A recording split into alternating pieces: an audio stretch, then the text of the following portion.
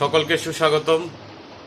সুপ্রিয় শিক্ষার্থীরা, আমি মোহাম্মদ মাইনুদ্দিন, সহকারী শিক্ষক, গণিত সাধারণ বিজ্ঞান, হাসাকাল বাজার উচ্চ বিদ্যালয়। সকলকে হাসাকাল বাজার উচ্চ বিদ্যালয় অনলাইন ক্লাসে স্বাগতম। আজকে আমার বিষয় হচ্ছে রসায়ন, অধ্যায় ৫, রাসায়নিক বন্ধন নিয়ে আলোচনা করব। রাসায়নিক বন্ধন নিয়ে আলোচনা করতে গেলে শুরুতে আসে যোজনী ও যোজ্যতা ইলেকট্রন। যোজ্যতা ইলেকট্রনটা কি? এখানে সংজ্ঞা লেখা আছে, সংজ্ঞাটা একটু খেয়াল করো।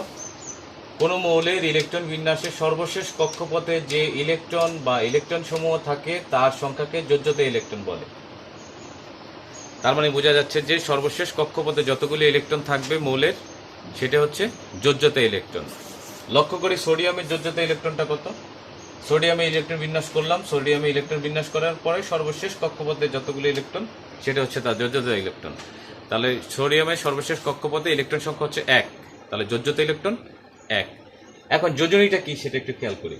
অণু গঠনকালে কোনো মৌলের একটি পরমাণুর সাথে অপর একটি মৌলের পরমাণু যুক্ত হওয়ার ক্ষমতাকেই যোজনী বলে। এখানে খেয়াল করে দেখো যে যোজনীটা একটা মৌলের সাথে আরেকটা মৌল যুক্ত হয়ে আমরা জানি যৌগ গঠন করে বা অণু গঠন করে। এখন অণু গঠনকালে কোনো মৌলের ইলেকট্রন আদান প্রদান অথবা শেয়ারের মাধ্যমে যে বন্ধন তৈরি করে, এখন ইলেকট্রন আদান প্রদান এবং শেয়ার, এটাই হচ্ছে যোজনী। যতগুলো ইলেকট্রন আদান প্রদান করবে অথবা শেয়ার করবে, সেটা হচ্ছে তার যোজনী। এখানে তাহলে সোডিয়ামের যোজনী কিন্তু 1, সর্বশেষ কক্ষপথে একটা ইলেকট্রন আমরা জানি সোডিয়াম ত্যাগ করে, সেজন্য তার যোজনী হচ্ছে 1। কিন্তু এখানে লক্ষ্য করি যোজ্যতা ইলেকট্রন এবং যোজনী কিন্তু সোডিয়ামের একই রকম হয়ে গেছে, তাই বলে সকল মৌলের কিন্তু যোজ্যতা এবং যোজনী ইলেকট্রন 1 নয়। অক্সিজেনের ক্ষেত্রে খেয়াল করি, অক্সিজেনের মোট ইলেকট্রন সংখ্যা হচ্ছে 8টি। ইলেকট্রন বিন্যাস করলে দাঁড়াচ্ছে 2, 2, 4, 4, 8টি। এখন যোজ্যতা ইলেকট্রন কত? অক্সিজেনের যোজ্যতা ইলেকট্রন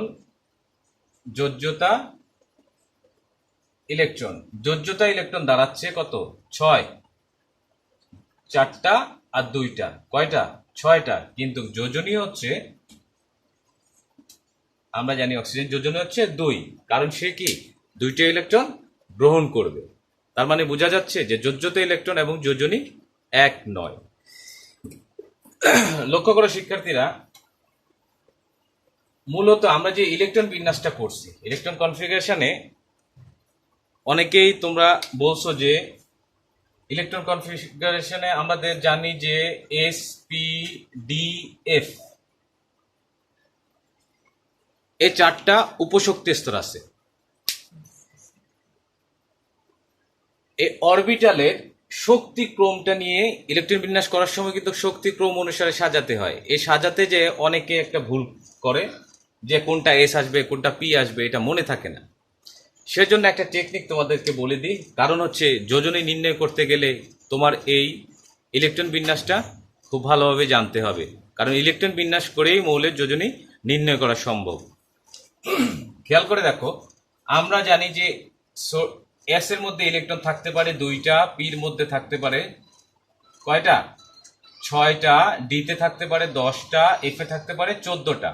এখন আমরা এটা পজিশনটা খেয়াল করি, আমরা লিখলাম 1, এটা পজিশন 2, এটা পজিশন 3, এটা পজিশন 4।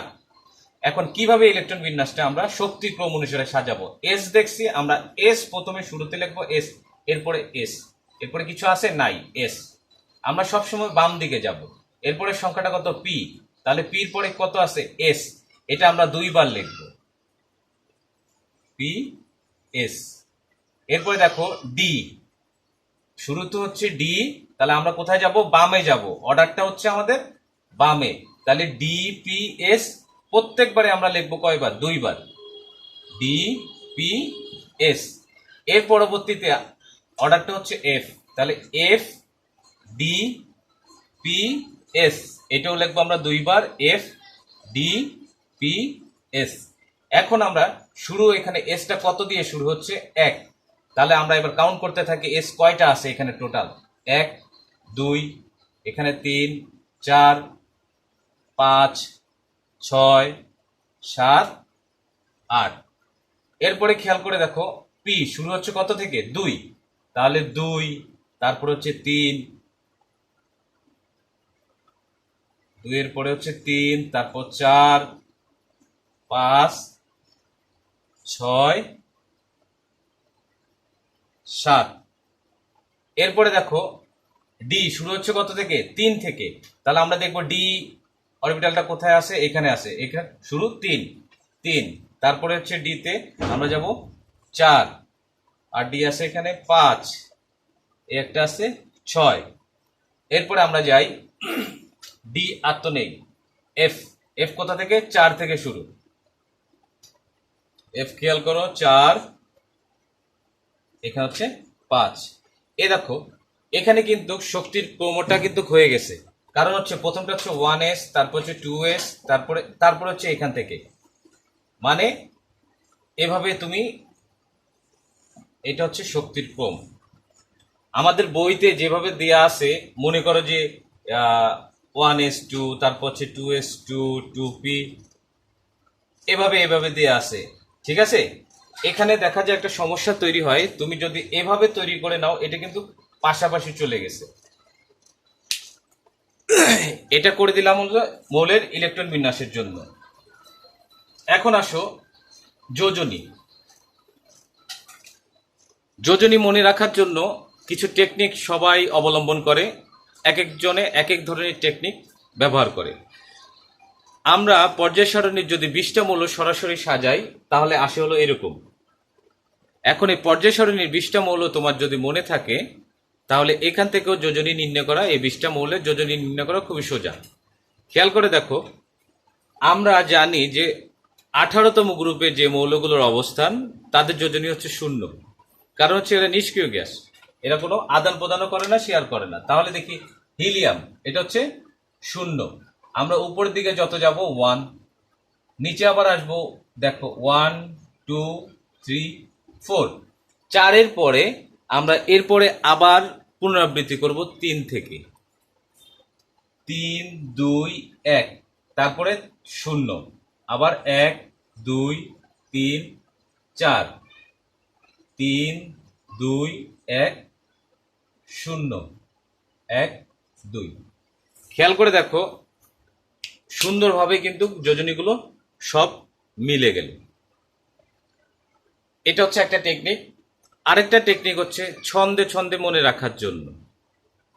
যোজনীর যে ছকগুলো আছে সেগুলো মনে রাখার জন্য কিছু ছন্দ আছে, আমরা ওগুলো ব্যবহার করেও যোজনী নির্ণয় করতে পারি।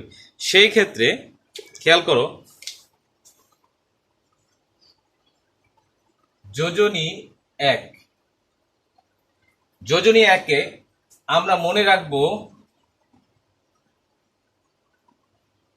হ্যালোজেন লিখতে এইচ না কে।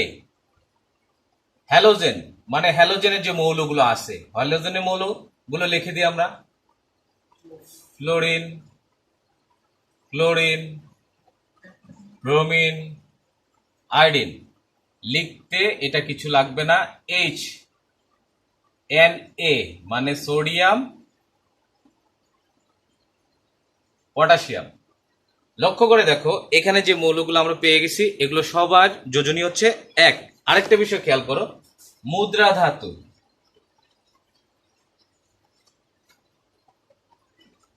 মুদ্রা ধাতু, মুদ্রা ধাতু কারা? যাদেরকে দিয়ে মুদ্রা তৈরি করা হয়, সেটা হচ্ছে কি AU, CU, AG. Silver copper gold বা কপার সিলভার গোল্ড, যে যেভাবে মনে রাখতে পারো। এটা হচ্ছে যোজনী 1, কাজ কিন্তু শেষ। এবার যোজনী 2,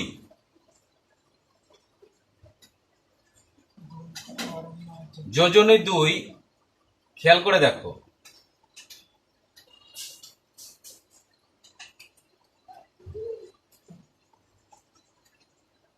মোগলাই ও কাবাব ফি দিয়ে নিয়ে যান। এখানে কি আসে? মোগলাই এমজি, ও কাবাব সি, ফি এফ ই, দিয়ে আসে না, নিয়ে NI, যান ZN। এটা খেয়াল করে দেখো, যদি এই লাইনটা মনে রাখতে পারি আমরা যে মোগলাই ও কাবাব ফি দিয়ে নিয়ে যান, এখানে কিন্তু আমরা দ্বিযোজনী যারা তাদেরকে পাচ্ছি। আর আরেকটা বিষয় খেয়াল করো, আরো কিছু মৌল আছে দ্বিযোজী, আমরা সেটা পাবো কি,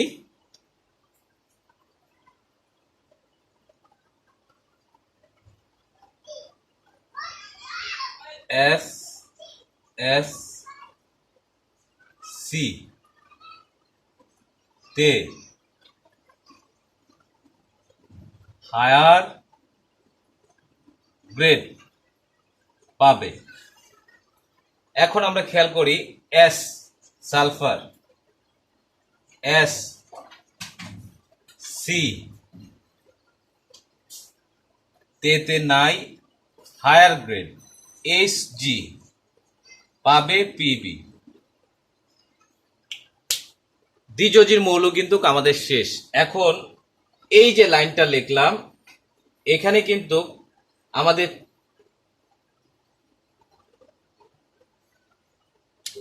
এবার হচ্ছে যোজনী 3, যোজনী 3। যোজনী 3-এ কি আসে,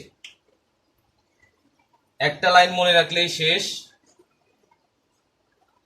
বর্ষায় এলো নদীতে পানি। আমরা জানি আমরা নদীমাতৃক দেশ, কিন্তু বর্ষা ছাড়া নদীতে পানি আসে না। বর্ষায় BR, এলো অ্যালুমিনিয়াম, নদীতে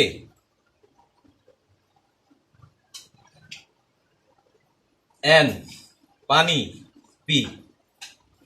তাহলে আমরা যোজনী 3ও পেয়ে গেলাম। এখন যোজনী 4, যোজনী 4 কিন্তু অলরেডি আমাদের লেখা কিন্তু শেষ। তারপর আমরা লিখে দিই যোজনী 4। 2 ও 4 আমরা জানি যে কিছুটা একই রকম, SSC। তাহলে এখানে SSC আর PB। এখন দেখো যোজনী 4-এ কি, SSC তে আমরা কি লিখছি, S আর হচ্ছে PB। এখন যোজনী 4ও হয়ে গেল। যোজনী 5, যোজনী 5-এ আমরা জানি যে NP। আর যোজনী 6-এ মৌল সালফার। তাহলে লক্ষ্য করো, এখানে আমরা যদি যোজনীটা মনে রাখার জন্য আমাদের টেকনিকগুলো হচ্ছে, যদি আমরা 20টা মৌলর নাম মনে রাখতে পারি, তাহলে যদি আমরা এইভাবে সাজাই, তাহলে আমরা যোজনীগুলো বলতে পারবো। আর আরেকটা বিষয় খেয়াল করো, সেটা হচ্ছে যোজনীগুলো আমরা যদি ছন্দের ভিতর মনে রাখতে চাই, তাহলে হচ্ছে হলো একযোজী, যেটা যোজনী 1, এটা হচ্ছে হ্যালোজেন লিখতে H না K। তাহলে হ্যালোজেনের যে মৌলগুলো আমরা জানি, ফ্লোরিন, ক্লোরিন, ব্রোমিন, আয়োডিন, আর হাইড্রোজেন, Na, সোডিয়াম, K। আর হচ্ছে মুদ্রা ধাতু, কপার, সিলভার, গোল্ড। এরা হচ্ছে যোজনী 1। যোজনী 2, মোগলাই ও কাবাব ফি দিয়ে নিয়ে যান, Mg magnesium, oxygen, carbon, Fe iron, nickel, zinc, যান হচ্ছে জিঙ্ক, নিয়ে Ni। SSC তে হায়ার গ্রেড পাবে, S স্কিন দিয়ে। এরপর হচ্ছে carbon higher grade, Hg Pb lead, পারদ, লেড। যোজনী 3, বর্ষা এলো নদীতে পানি। এরপর হচ্ছে যোজনী 4, যোজনী 4টা আমরা যোজনী 2 থেকে নিয়ে আসতেছি। যোজনী 2-এর যে এই জায়গাটা ছিল, এই জায়গা থেকে আমরা যোজনী 4টা পেয়ে যাচ্ছি দ্বিতীয় লাইন থেকে।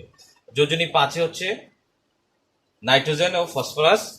আর যোজনী 6-এ আছে সালফার। আজ এ পর্যন্তই, সকলকে ধন্যবাদ। আর বাড়ির কাজ হচ্ছে এই যোজনী দিয়ে ইলেকট্রন বিন্যাসের মাধ্যমে যোজনীটা বের করা। আগামী ক্লাসে আমরা ইলেকট্রন বিন্যাস দিয়ে কিভাবে যোজনী বের করা যায় সেটা শিখাবো। ধন্যবাদ সকলকে।